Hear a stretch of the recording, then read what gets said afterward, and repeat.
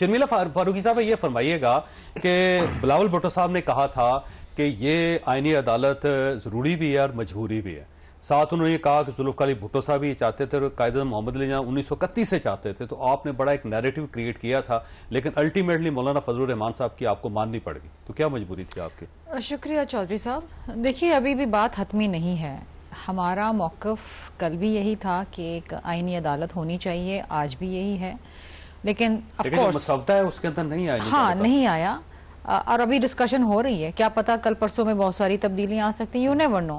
पहले तो इस बात पहले पीपल्स पार्टी का मुश्तरका है। जी बिल्कुल, लेकिन पहले तो ये भी था ना कि कोई कॉन्स्टिट्यूशनल कोर्ट या बेंच पे भी तो नहीं राजी हो रहा था। वो तो कह रहे थे ये हमला है सुप्रीम कोर्ट की इंडिपेंडेंस पे और सुप्रीम कोर्ट का सारा काम ले लिया जाएगा। लेकिन बात यह है कि देखिए, इसमें तो किसी को कोई शक और शुबा नहीं होना चाहिए या किसी को एतराज़ नहीं होना चाहिए कि इस वक्त जो एक आम आदमी के मसाइल हैं, चाहे वो सिविल केसेस के हवाले से हो या क्रिमिनल के हवाले से हो, वो तो हल नहीं हो रहे ना। वो मसला अपनी जगह पर मौजूद है। और दुनिया के 77 ममालिक के अंदर इस वक्त, जिसमें जर्मनी और ऑस्ट्रेलिया जैसे मुल्क भी शामिल हैं, उसमें अलग से एक कॉन्स्टिट्यूशनल कोर्ट है। तो उसका मतलब ये नहीं है कि आप सुप्रीम कोर्ट के ऊपर हमला कर रहे हैं या आप उसका कद छोटा कर रहे हैं। आप मामलात को बेहतर और ऐसा तरीके से चला रहे हैं। जुडिशल रिफॉर्म्स वक्त की ज़रूरत है।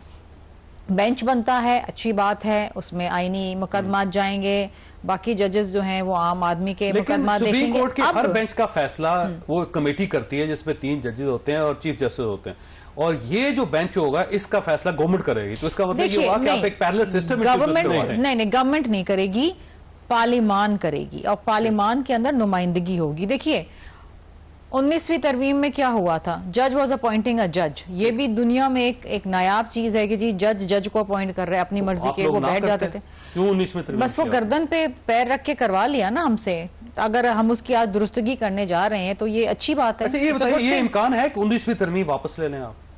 नहीं, देखिए, जुडिशल रिफॉर्म्स करें आप, जुडिशल रिफॉर्म्स करें, पार्लियामान का एक ओवरसाइट का रोल हो, उस पार्लियामान के अंदर सेनेटर्स भी हो, उसके अंदर नेशनल असेंबली भी हो कि नई तजावीज या नई तरमीम। वक्त और हालात के तहत आपको आज के हालात के मुताबिक आपको तरमीम करनी है, आपने जुडिशल रिफॉर्म्स लाना है। अब वो पुरानी बात हो गई, आज के मामलात और बहुत ज्यादा हैं। जज की अपॉइंटमेंट कैसे होगी, चीफ जस्टिस कैसे लगेगा, क्या होगा, बहुत सारी चीजें। और आज बड़े खुल के स्पेशल पार्लियामेंट्री कमेटी के अंदर ये बातें डिस्कस हुई, इसमें ऑपोजिशन भी बैठी थी और अच्छी बात है। यही शिकायत थी जो सब लोग पहले कर रहे थे कि जी पता नहीं चल रहा कि क्या हो रहा है क्या नहीं हो रहा। और आज एक और बहुत अच्छी बात हुई, वो ये हुई, और अगेन पीपल्स पार्टी ने उसमें लीड लिया कि नवीद कमर साहब ने खड़े होकर एक मोशन मूव किया कि ये हाउस कॉन्स्टिट्यूशनल अमेंडमेंट्स को डिस्कस करे। ठीक है। और वो मोशन पास हुआ और वो जो डिबेट खुली है वो उमर अयूब साहब ने खोली है। ठीक। तो ये अच्छी बात है ना, अच्छी बात कि we are giving the forum to the parliament, जिसने कानून साजी करनी है कि आप करें इसके ऊपर बात। एक दिन में बहस मुकम्मल हो जाएगी? जरूरी नहीं एक दिन में, भी 4 दिन लग जाए तो 25 तारीख तो गुजर जाएगी, फिर गुजर जाए। उनको देखें वो नहीं गुजरने देंगे कभी। अब उससे पहले कंसेंसस हो जाता है तो 100 बिस्मिल्लाह, उसके बाद होता है 100 बिस्मिल्लाह। क्योंकि उसके बाद कंसेंसस का फायदा कोई नहीं है। 25 साल आपकी नजर में नहीं होगा ना, हमारी नजर में तो फायदा है। आपको फायदा है, उनको नुकसान है। पता नहीं, अभी तो राना साहब बता सकेंगे। मेरे ख्याल से जो माहौल अभी है 25 से पहले तरामीम करने का, वो शायद बाद में ना हो। मैं तो एग्री करता हूँ, बिल्कुल गवर्नमेंट की तो कोशिश है कि पहले हो, और उसमें कोई जिस तरह का जो फैसले जिस तरह के किए गए, आइन की तशरीह की मद के अंदर आइन को रीराइट किया गया, तो जो एक माहौल बनाया जा रहा था, ये सब कुछ किया गया, इसलिए किया गया कि आइनी तरामीम ना हो। तो मैं समझता हूँ कि अब जब हुकूमत उनको करने जा रही है तो पूरी तौर पे हो जाना चाहिए, जितनी जल्दी हो जाए बेहतर है, फायदा वही है।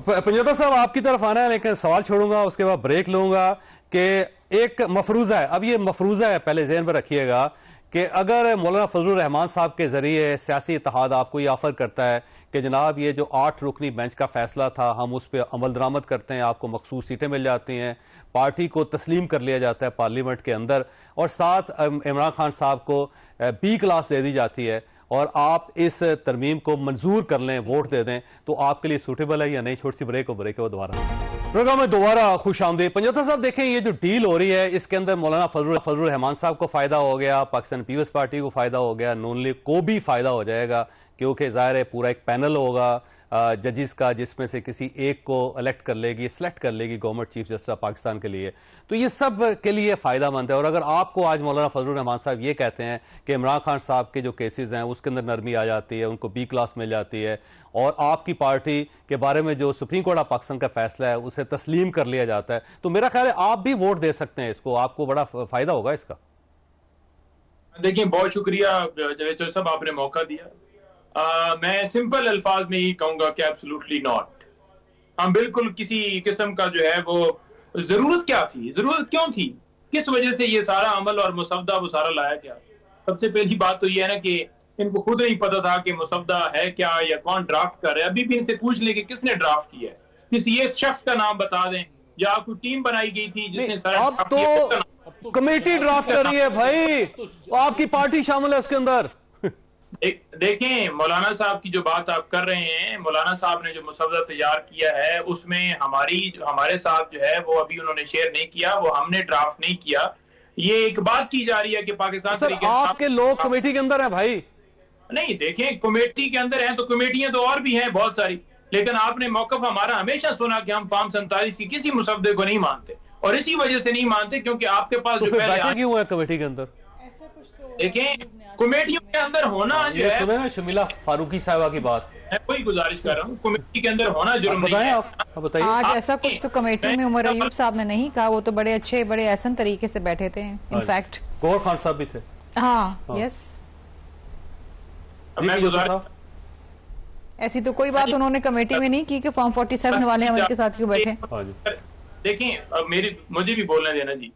कुछ बातें की जा रही थी कि अब आईनी तरमीम से कोई फर्क था, कुछ नहीं होता, तो फिर ये छुपा कर क्यों लाया जा रहा है, फिर क्यों रात के अंधेरे में ये सारा सामने लाया गया, फिर क्यों लोगों को अगवा किए जा रहे हैं, उनके घरों में छापे मारे जा रहे हैं, चादर चारदीवारी का तकद्दस पामाल किया जा रहा है, क्यों किया जा रहा है। क्या अगर इतना ही जायज काम था तो फिर आपको अगवा करने की तो जरूरत नहीं थी।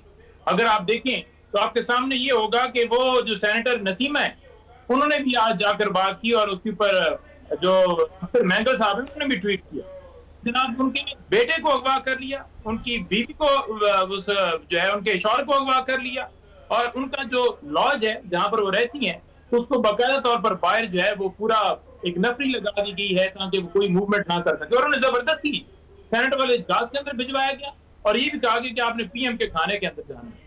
ये सारा किए जा रहा है। अभी थोड़ी देर पहले मुझे पता चला साहब एक सवाल बड़ा सिंपल है कि आप ये जो फॉर्म 47 की गवर्नमेंट है या सियासी इत्तेहाद है, आप इनके साथ बैठने और इनके साथ कंप्रोमाइज करने और इनके साथ मुआहदा करने के लिए बिल्कुल तैयार नहीं।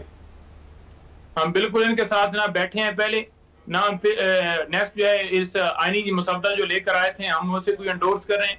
हम तो बिल्कुल हमारी बातचीत जो है आपको वाज़ेह बड़ा पता है कि खान साहब ने कहा कि रूल ऑफ लॉ के लिए, आइन की बालादस्ती के लिए अगर कोई जमात भी बात करती है तो उसके साथ आपका इल्हाक हो सकता है। अब अगला सवाल ये है कि गौहर खान साहब का आपकी पार्टी के साथ कोई ताल्लुक नहीं क्योंकि वो पार्लियामानी कमेटी में बैठे हुए हैं, और उमर अयूब साहब का भी आपकी पार्टी के साथ कोई ताल्लुक नहीं, वो अपोजिशन लीडर नहीं है, वो कमेटी का हिस्सा है, और आपके और भी सेनेटर्स और MNAs जो कमेटी का हिस्सा है, आपका उनके साथ कोई ताल्लुक नहीं। फिर तो देखिए, गुजारिश ये है, ऐसा तो फिर ये कहा जाए कि हम पार्लियामेंट से भी बाहर चले जाएं क्योंकि वहां पर फॉर्म 47 वालों की हुकूमत है।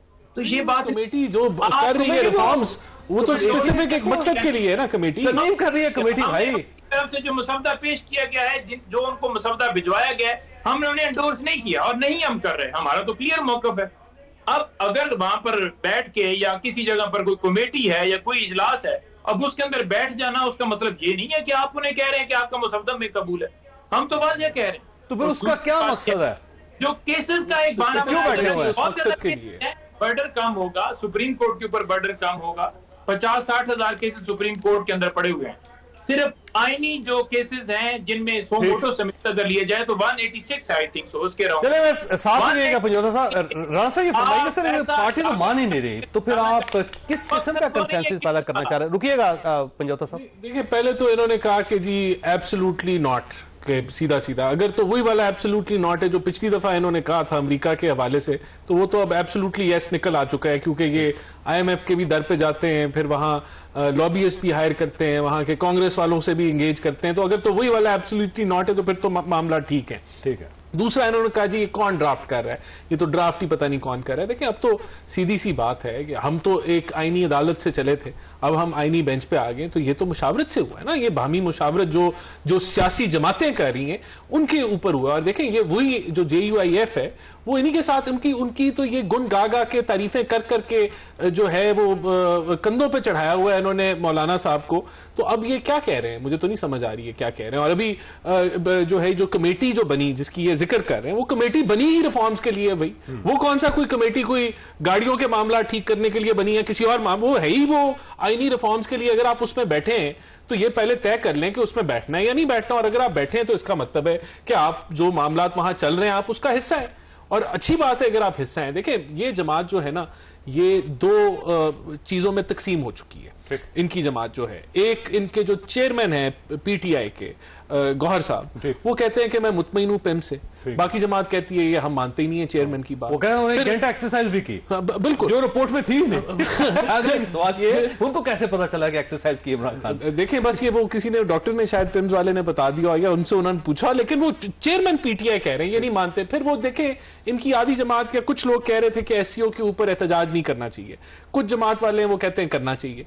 तो ये दो इनकी सोचें हैं। एक सोच ये है कि हमने मुल्क के अंदर अदम इस्तेकाम ही रखना है, हमने माशी अदम इस्तेकाम, सियासी अदम इस्तेकाम, और अभी ये जिस तरह की बातें करें। और दूसरे चंद लोग इनकी जमात में ऐसे हैं जो मुस्बत हैं। और अभी असल में मसला ये है कि क्योंकि खान साहब से मुलाकात नहीं हुई, तो जो मुस्बत लोग हैं उनको ये भी नहीं पता कि उनको कितनी देर उन्होंने नौकरी में रहना है, क्योंकि मुस्बत चीजें तो खान साहब को पसंद नहीं है। खान साहब को तो पसंद ही जो है ये जिस तरह पंचोता साहब जिस तरह अभी वकालत कर रहे हैं, तो ये सिर्फ इसलिए कर रहे हैं क्योंकि खान साहब को इन्होंने खुश करना है। वैसे अगर ये न्यूट्रल होते तो ये बिल्कुल अभी वो वाला प्रेशर ना होता, तो ये भी कहते कि नहीं यार हमें आना चाहिए, वकील है, इनको इसका हिस्सा बनना चाहिए। जो प्रपोजल है ना माने अगर हम इनके, लेकिन कुछ तो लेके आए ना आवाम के सामने। लेकिन ये कहना कि हम हिस्सा ही नहीं बनेंगे, तो फिर आप नहीं, हिस्सा तो बने हुए ना, वो तो मैं कह रहा हूं बने हुए, लेकिन वो कह रहे हैं नहीं बने हुए। वो अब ये सोचो की तकसीम है ना, वो बने भी हुए और नहीं भी बने हुए। तो शर्मिला साहब आपके पास एक सवाल छोड़ के जा रहा हूं कि नंबर्स कैसे पूरे करेंगे? अगर पाकिस्तान तहरीक इंसाफ राजी नहीं होती तो बेंच हो या आईनी अदालत हो, आप करवा नहीं सकेंगे, तो करवाएंगे